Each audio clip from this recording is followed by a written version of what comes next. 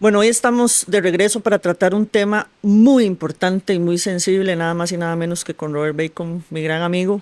Robert, fuiste analista de inteligencia asignado a la DEA. Así es. Entonces puedes ampliarnos desde una óptica muy operativa, de inteligencia, cómo fue la operación para extraer a Maduro, desde lo técnico, desde lo operativo y también todos los elementos que reviste una operación tan increíble, tan impresionante, que además se sabe a ciencia cierta que fue realmente exitosa. Bienvenido, Robert. Gracias, Tania. Es un honor, como siempre, estar aquí y colaborar con la proyección que usted hace de tantos temas tan importantes a nivel nacional e internacional.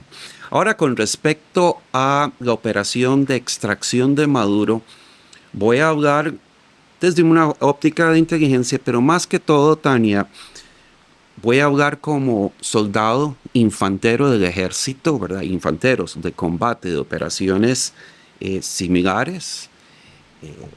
Y voy a hacer énfasis mucho en lo que implicó desarrollar una operación que a nivel táctico se ha convertido en una obra maestra. A nivel táctico.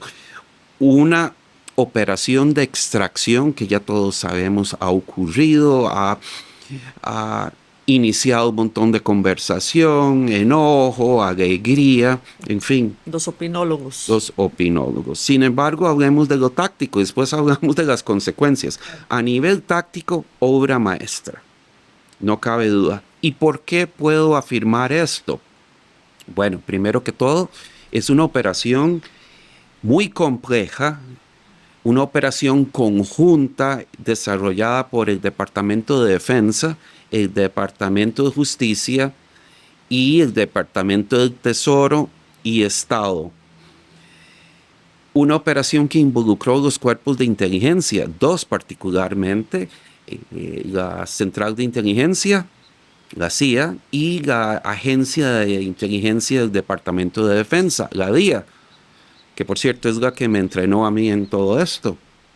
Bueno, esta es una operación compleja que se efectuó en aproximadamente 3 horas, desde el momento en que las fuerzas militares y policiales están en su punto de partida, esperando la luz verde, el go, lo ejecutan, lo desarrollan, logran sobrepasar, neutralizar las defensas y baterías antiaéreas, los sistemas de detección de radares y poder aterrizar un contingente de tierra, estilo infantería, en Miraflores, en el centro de Caracas, logrando inclusive sobrepasar las alturas y los puestos antiaéreos que están en la Sierra de Guajira, en La Guaira y el Cerro Ávila, y aterrizar y extraer en 30 minutos a Maduro sin perder un solo miembro militar o de la DEA que estaba presente, según entendemos. Solo tuvimos 7 heridos, 5 que ya regresaron a trabajo, 2 que todavía están en el hospital. Aparentemente un par de ellos con impactos de bala en las piernas. Pudo haber sido, como se alega, pilotos, no sabemos de qué tipo de aeronave, creo que de helicóptero, o de las fuerzas terrestres que entraron y lograron dominar y sobrellevar con impacto cinético, las fuerzas colombianas, no, cubanas, que estaban protegiendo al presidente venezolano. Eso es extraordinario y lo sacaron y en cuestión de 7 horas, 8 horas, ya Maduro estaba rumbo a Nueva York para ser entregado a las autoridades federales. Esto fue una operación de extracción extraordinaria que va a quedar en los libros de análisis de batalla militar. Y espero cuando desclasifiquen la información poder ver todo esto. Sí, que probablemente van a liberar los videos. Sí, va a llevar un tiempo, pero sí, va a salir los videos y no solo eso, sino lo que generalmente se hace, que es lo que llaman en inglés el After Action Review, el AAR, la revisión y el análisis post-acción. Van a ver todo lo positivo, todo lo negativo, qué es lo que se puede mejorar. ¿Por qué?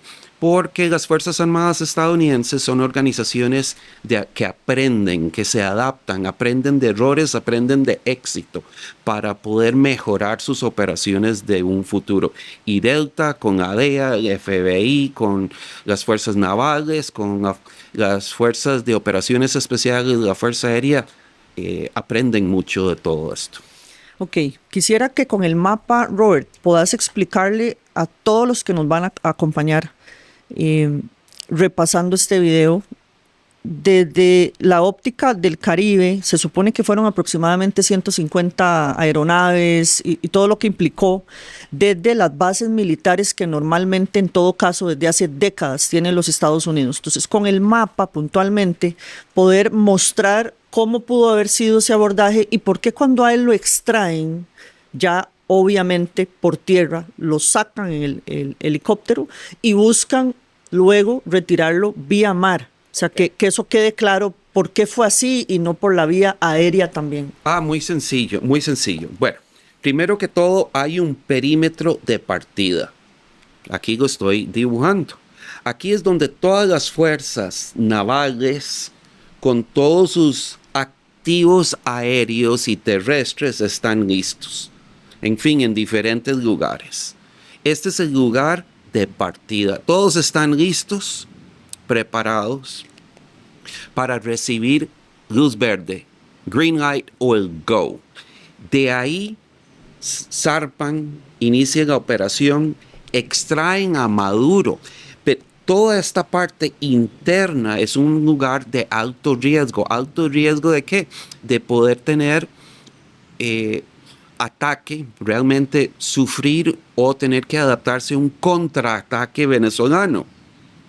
Entonces, una vez que extraen a Maduro, tienen que llevarlo de la forma táctica más segura y de menor riesgo de ser interceptado o destruido fuera de este perímetro. En este perímetro hay varios navíos navales, portaaviones. Entonces, lo más fácil y seguro entre diferentes opciones, porque no planean solo uno, planean contingencias, plan A, plan B, era poder montar un helicóptero. Supongo que en este caso fue un Black Hawk, un Black Hawk, y artillado, defendido, especial, que hay especiales, y sacarlo, exfil, que llaman, y montarlo en unos de esos navíos navales que tienen aviones, el portaaviones. Una vez en el portaavión, ¿qué es lo que espero que hagan? Bueno, lo bajan, lo van a revisar médicamente, que es una operación estándar. Ok, está bien Maduro y su esposa. Ok, preparémoslos, denles agua, lo que sea. Y móntenlos en un avión ya más rápido, que pueda despegar desde un portaaviones. Ahora, no va a ser un jet grande.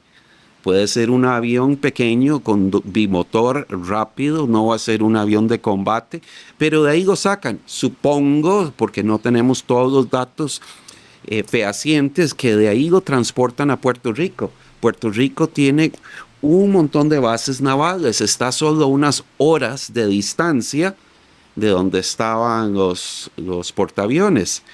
Ahí ya en Puerto Rico lo reciben, otra vez me imagino que lo revisan a él, a la esposa, porque también estaban golpeados, tratando de evadir la captura, se golpearon.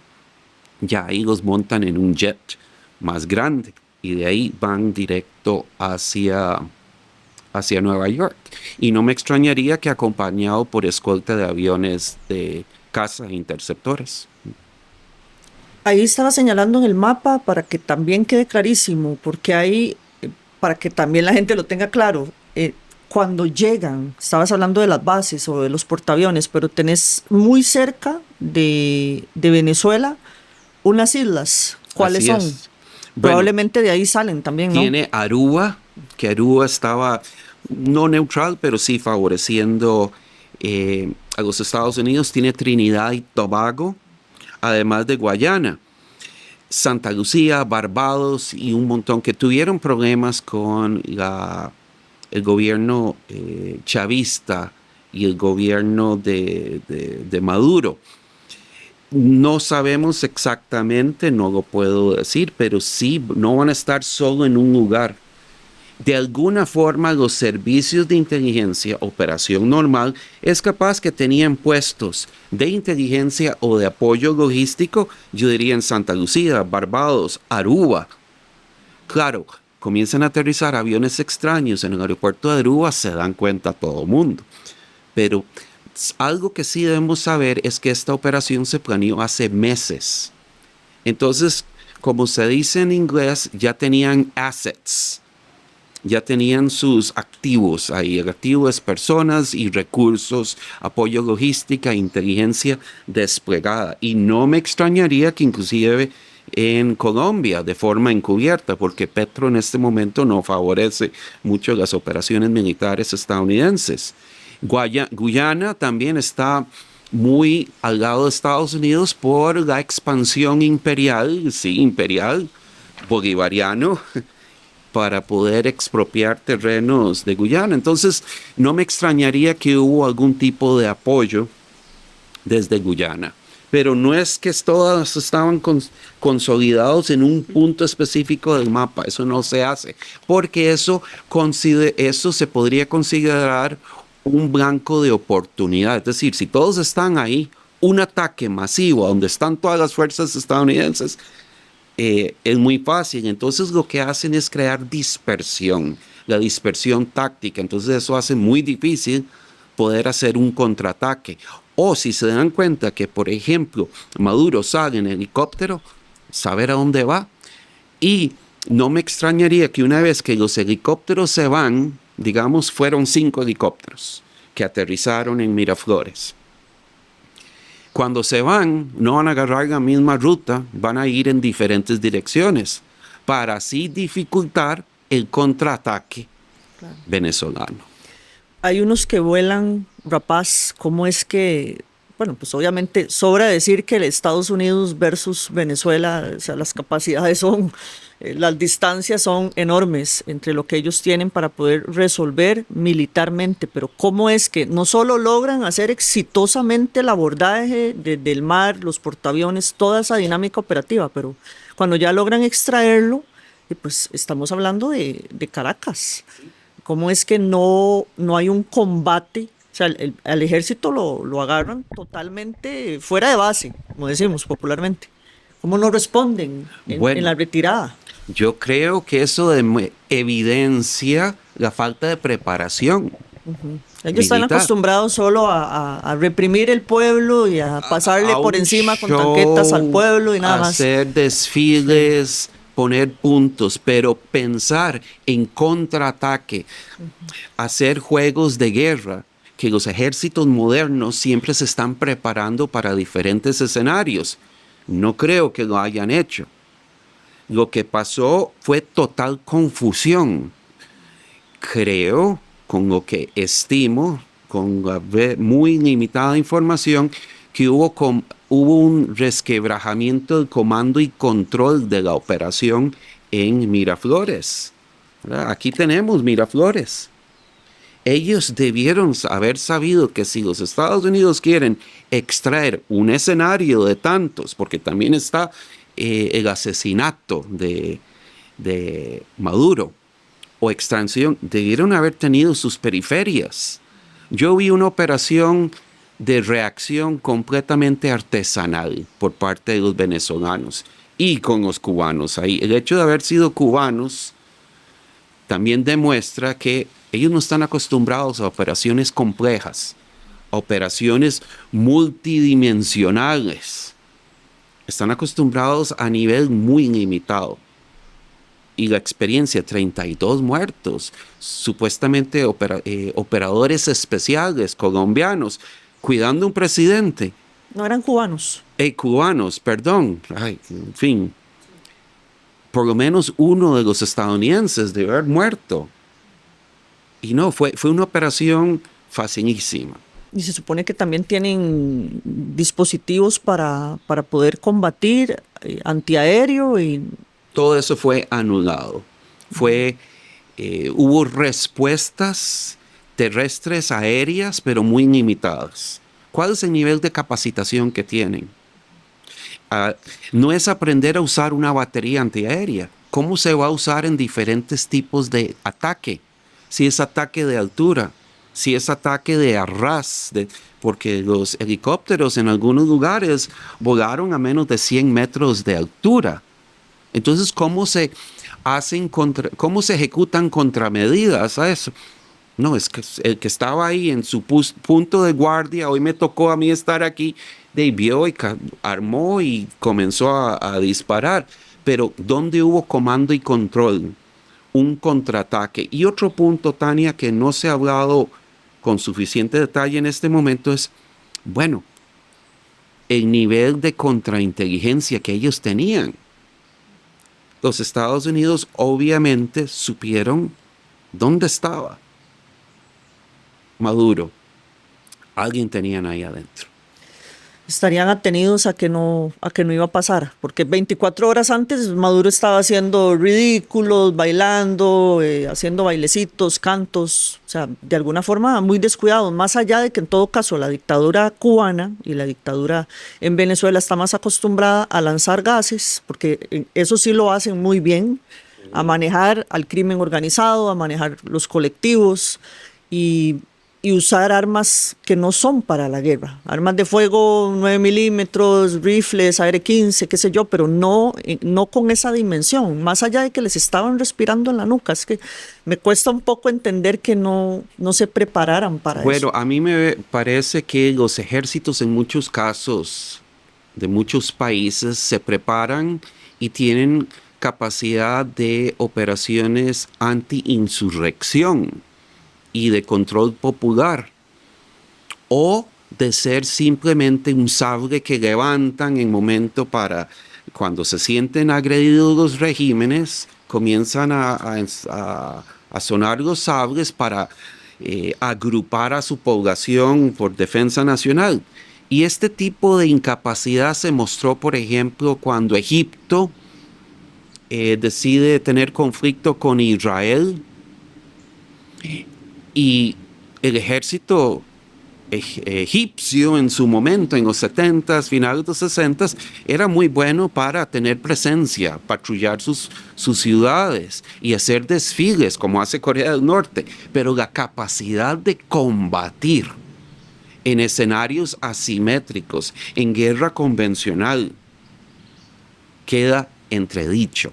Y creo que esto es lo que pasa en el caso de Venezuela. Y escenarios urbanos, porque escenarios fue más complejo aún, ¿verdad? Porque si hubiese estado retirado es todavía más fácil poder extraerlo, pero no entrenan.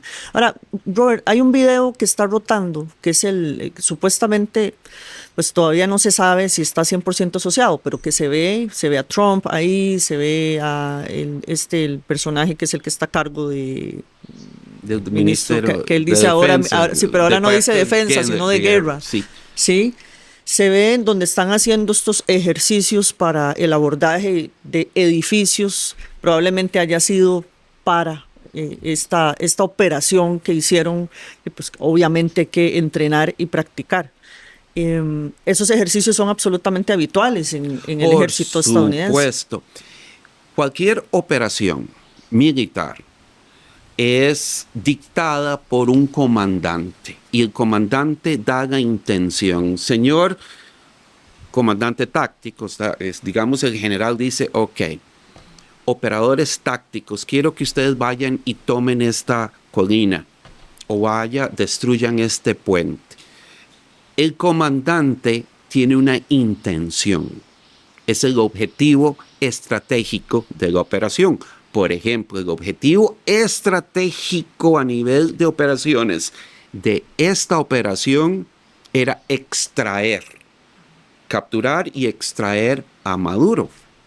Bueno, cuando se da una orden, se dice, tropas, alístense. Esa es una orden preparatoria. La operación tiene este objetivo todavía no definido. Desde ese momento en que se alerta a las tropas que han sido seleccionadas, las tropas comienzan a analizar el objetivo, analizar la misión y comienzan los preparativos logísticos, los preparativos de inteligencia. Tenemos que hacer reconocimiento, obtener inteligencia y tenemos que comenzar a prepararnos. El prepararse, y todo esto es un procedimiento estándar, Standard Operating Procedures, y que tiene unas 8 fases. En algunos son 7, otros son 8, la Marina tiene 1, en el Ejército son 8, y entre ellos es prepararse para el objetivo. Es decir, de acuerdo a la misión, la intención del comandante y los dictados tácticos, que es el terreno, la misión, la inteligencia, cuáles son las fuerzas enemigas que están en el lugar, cuáles son las fuerzas civiles. Sí, nosotros consideramos a los civiles y tratamos de minimizar o evitar en absoluto el daño colateral. Pues todo eso va a dictar el cómo se va a ejecutar. Y para aumentar o optimizar la efectividad de la operación y minimizar daños colaterales de los civiles y también la seguridad de los militares, se usan estos entrenamientos. Ese entrenamiento que vio usted definitivamente está vinculado con las fuerzas especiales que operaron. Ese entrenamiento, según el video y lo que entiendo, eso ocurrió en Fuerte Bragg, Carolina del Norte. En Fuerte Bragg encontramos 3 fuerzas militares muy importantes del ejército. Primero, ahí está la División 82 de Infantería, que son aerotransportados. Son los primeros, junto a la 101 que vengo yo, Screaming Eagles, las águilas que gritan, son las que están turnándose para ir a pelear en cualquier momento a nivel mundial. Bueno, ahí está en Fort Bragg eso. Es decir, son fuerzas que están en alerta muy frecuentemente. Después están los batallones de los comandos, los Rangers, y ellos están en fuerzas especiales también, listos. Y después, escondido en Fort Bragg, está Delta, a la par de Fayetteville, allá en Carolina del Norte, y ellos, Carolina del Sur, ahí están norte, ahí están ellos y están entrenando y entrenando. Esa misión que usted vio de entrenamiento es de asalto urbano, que tuvo helicópteros Chinook, que son los de doble hélice. Es un helicóptero que sirve de apoyo logístico de operaciones. También estuvieron los Humvees blindados, que yo fui chofer de eso por un tiempo. Me hace mucha falta manejar ese vehículo.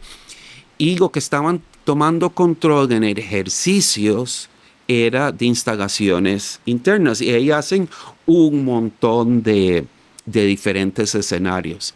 Ahora no creo que ese haya sido la réplica de esa operación el cuartel puntual. porque eso lo tienen que mantener en súper secreto y no van a invitar a mucha gente a ver eso. Pero el que utilizaron para Miraflores creo que se lo mantienen secreto Totalmente, por eso no va a rotar bastante todavía. tiempo. ¿Por qué? Sí. Porque todavía hay capacidad de entrar ahí, porque ya el presidente Trump dijo, mire, vicepresidenta, ahora presidenta, cuide su trasero, así Claro, le dijo. claro. Entonces, Hay eso lo están probabilidades usando. de un segundo ingreso Puede muy ser, altas. puede ser. Ya eso tiene un costo político muy grande, pero puede ser. Con Trump uno Uno sabe qué esperar muchas Sí. veces. Ujú. Bueno, todo eso en términos operativos de la extracción de Maduro, que es una primera fase, está clarísimo que fue un rotundo éxito, máxime por lo que nos exponías desde la óptica logística y de inteligencia, muchos meses de preparación, además de que Estados Unidos tiene N cantidad de bases que están ubicadas en toda América Latina y el Caribe de una forma muy estratégica, y no en vano habían de todos modos entrado sobre pretexto del combate al narcotráfico, que todos sabemos que hoy se puede decir perfectamente no era solo un combate al narcotráfico, sino una guerra psicológica, y además ir de alguna forma penetrando el Caribe y los alrededores de Venezuela antes de llegar a esta extracción tan exitosa. ¿Qué sigue ahora? Que la mayor preocupación para los que nos dedicamos a hacer análisis del crimen organizado, obviamente la dictadura no ha caído. Estábamos viendo imágenes ayer de Diosdado Cabello en la calle con sujetos armados, con los colectivos, invitando a seguir tomando el control de todas las calles, que es terriblemente peligroso, incluso cooptando la posibilidad para los venezolanos de salir. O sea, ellos están en un estado de conmoción interna. ¿Qué sigue, Robert, en términos del crimen organizado y cómo más bien esto perfectamente, porque lo único que sucede es que cae un liderazgo, un poco lo que sucede cuando se atrapa en mucha menor escala a un cabecilla en América Latina o en Costa Rica, se priva de libertad, se hace un operativo, se extrae esa persona, ese líder, pero no pasa nada, vuelven a surgir de inmediato nuevos liderazgos.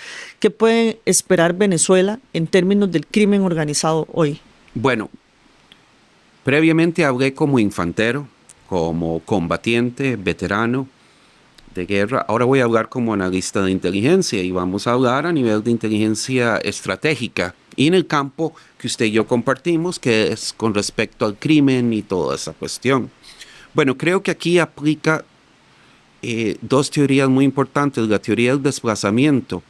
Venezuela era una especie de santuario, o es todavía. Es un santuario para ciertas organizaciones amenazantes o criminales. Es que el Estado es un narcoestado. Sí. Entonces, ¿qué pasa? Se les resquebrajó el santuario en cierto nivel. Es decir, el nivel de riesgo operacional aumentó un poco. Entonces ahí me hace pensar que puede que aumente la presión interna en contra del crimen organizado, las redes corruptas, y ahí entra la teoría del desplazamiento, donde muchas organizaciones van a decir desde un punto de vista de emprendedores comerciales, de que es lo que son, es negocio, un negocio criminal, pero es negocio, y ellos tienen que minimizar los riesgos, ¿verdad? Los riesgos. Entonces, ¿qué puede verse? Primero, que decidan moverse a otras jurisdicciones. ¿Por qué no Costa Rica? ¿No? Costa Rica no va a venir una invasión ahí en contra del presidente y cosas. Ellos reaccionan. Usted maneja una teoría muy interesante que yo comparto, solo que la nombro diferente. Las redes criminales usted las identifica como redes adaptativas, flexibles, y lo son. Entonces, podemos anticipar con cierto nivel de confianza, no estoy hablando con datos matemáticos o análisis de campo, pero podríamos decir con ojo de buen cubero, como dicen en Costa Rica, bueno, es probable que ya ellos se sientan incómodos, regresen a Colombia algunos, vayan a Ecuador, porque Ecuador está con problemas grandísimos, aunque el presidente ha tratado de hacer mucho y ha hecho. Pueden ir a Bolivia, ¿verdad?, que tuvo un giro hacia la derecha. Pueden ir a Brasil, Lula, en fin, está preocupado con problemas gigantes y también no favorece mucho a los Estados Unidos. Hay un cambio hacia la derecha en Chile, con Kast, Bolivia. Bueno, los criminales aparentemente se han favorecido de las dictaduras o de los regímenes de izquierda. Podría ser que se muevan para allá. Así que desde el punto de vista académico, de inteligencia o de investigación criminalístico, tenemos que comenzar a anticipar actividad criminal en todas sus dimensiones, la logística, dónde sientan sus centros de comando y control, dónde van a invertir en las economías, la parte financiera, la mía, en fin, en otros lugares, salirse de esa zona ahora un poco cuestionada de Venezuela, tal vez a Nicaragua, porque de ahí. Claro. Porque ahí tienen de todos modos el apoyo, pero perfectamente podría ser que el ELN, que tiene tanta influencia, no solo en Venezuela, por supuesto en Colombia, regrese más hacia Colombia y deberían de estarlo viendo porque es el fenómeno del desplazamiento que se va a dar. Ahora, podría haber también un poco de desplazamiento en términos de migración inversa. La gente está muy asustada, está muy preocupada. O sea, ¿cuántas cosas podrían pasar ahí en términos de exocriminalidad de riesgo? Podría pasar muchas cosas, Tania.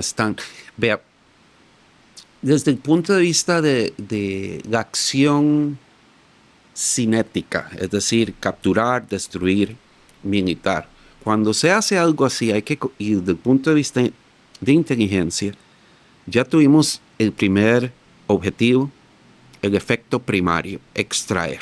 Pero extraer a Maduro? ¿Cuáles son los efectos secundarios, terciarios, a corto, mediano y largo plazo? Vimos que el régimen no cayó. No. Entonces, el crimen organizado que está en contubernio con la élite del gobierno venezolano, de ahí tiene cierta comodidad. No hubo un cambio de status quo grande. ¿Qué va a pasar con el régimen?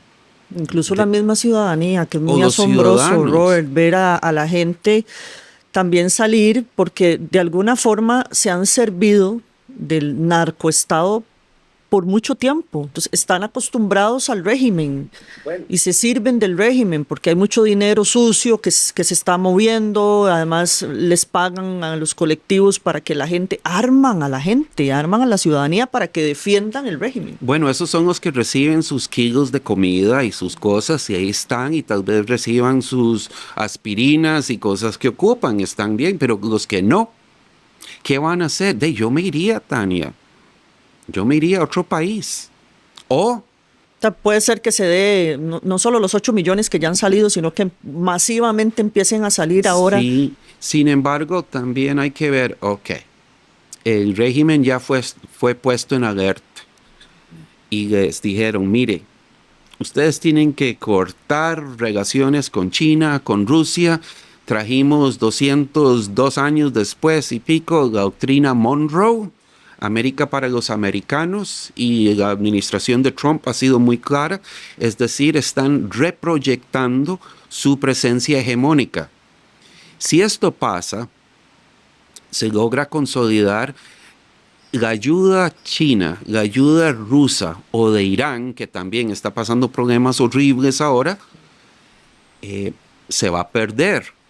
Entonces, quizás al régimen no le va a quedar más que afiliarse económicamente con el mundo occidental, hacer negocios. Y tal vez la administración estadounidense, esta y la que vendrá, se acomode. Bueno, tenemos personas que les encanta Silvio Rodríguez y que les encanta Marx y el pueblo y el sueño bolivariano, que estén ahí con su sueño bolivariano y Silvio Rodríguez y todo eso. Muy bien, pero hagan negocio con nosotros. Como en Nicaragua. En Nicaragua, el mayor colega de intercambio comercial de Nicaragua son los Estados Unidos. Y gritan yanquis, imperialistas, feos, ustedes son como el diablo. Pero los negocios siguen y ahí está Ortega. Y la gente viviendo muy mal, muchos, pero nadie los está interviniendo. Tal vez ese modelo, déjenlos con su Silvio Rodríguez y el Che Guevara y todo, déjenlos ahí mientras haya intercambio comercial. Ok, eso en primer lugar. Ahora, si hay intercambio comercial con los Estados Unidos se quitan las sanciones, va a haber efectos económicos, a lo macro. Evidentemente alguna gente se va a hacer rica, ¿verdad? Va a seguir la desigualdad, pero las proporciones de pobreza tal vez disminuyan si comienza el intercambio con todo el mundo. Ve a Cuba. Cuba tiene un embargo, no es un bloqueo, es un embargo con Estados Unidos. Pero Cuba tiene capacidad comercial, no está embargada por montones de países del mundo.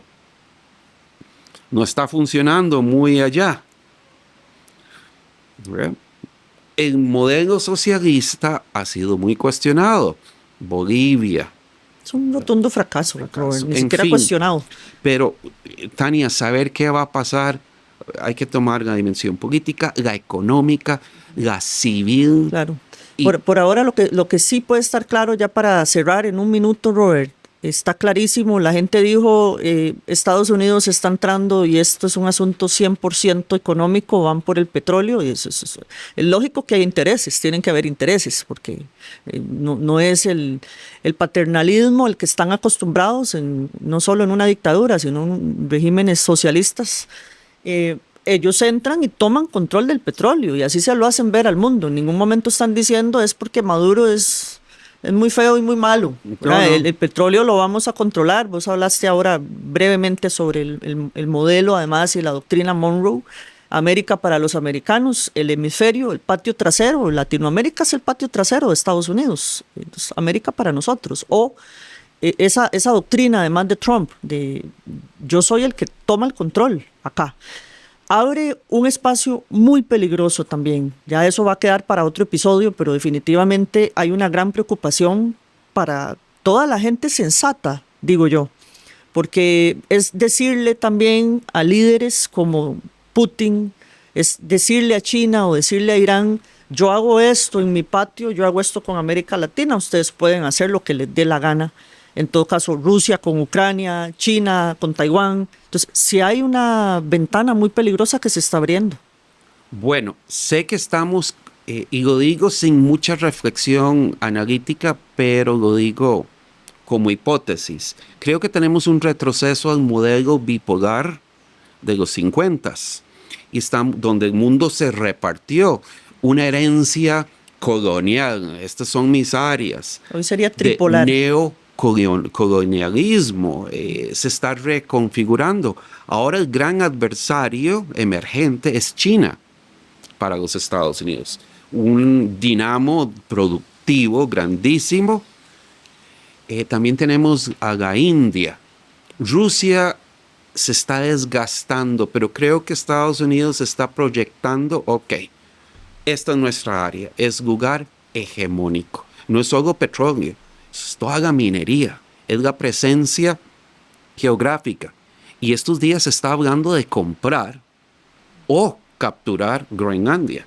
Es decir, él está pensando en la posición estadounidense. Es una locura. Sí, bueno, es una locura en nuestra observación, pero es dentro de los ojos de hace 50, 60, 70 años atrás, eran las posiciones neocoloniales o coloniales. Pero no estamos ahí, Robert. Sigue siendo una locura, ¿verdad? Sí, es una locura. Lo que Trump dice de Groenlandia, lo que dice Canadá, lo que decía hasta hace poco y sigue diciendo de México, ¿verdad?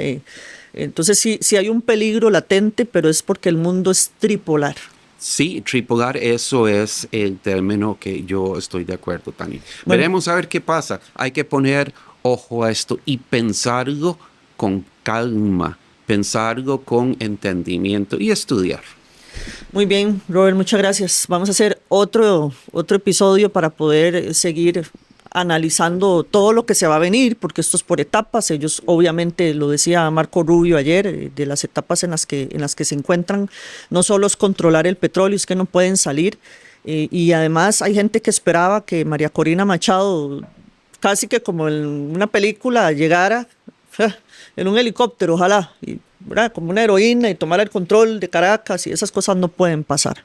No. Por lógica y por inteligencia tienen que llevar control, seguridad y paz. Hay una etapa de pacificación, luego hablar de procesos democráticos y de elecciones. Hoy no se puede, Para mí, Venezuela está absolutamente controlado por el crimen organizado. Entonces, es muy complejo también salirse y es muy complejo hacer una transición hoy. Eso me gustaría que lo podamos analizar en el próximo episodio, que nos veamos. Robert, Muy muchas bien. gracias de nuevo por estar acá. Gracias a usted, Tania, como siempre. Y gracias a todos ustedes. Como les digo siempre, vayan y sigan el canal. Compartan esta información que es tan valiosa y también pueden ir a escucharnos por medio de la plataforma en Spotify, compartirlo para que sigan haciendo posible la discusión de temas tan importantes de geopolítica, seguridad y criminología. Y nos vemos en el próximo episodio. Muchas gracias por habernos acompañado en este episodio del podcast TMR Seguridad Hoy. Los invitamos a seguirnos en nuestras redes sociales. Construyamos comunidad en Facebook, Instagram, YouTube y Spotify como TMR Seguridad Hoy. Comparte esta información, ya que difundir la cultura de la seguridad crea mejores sociedades.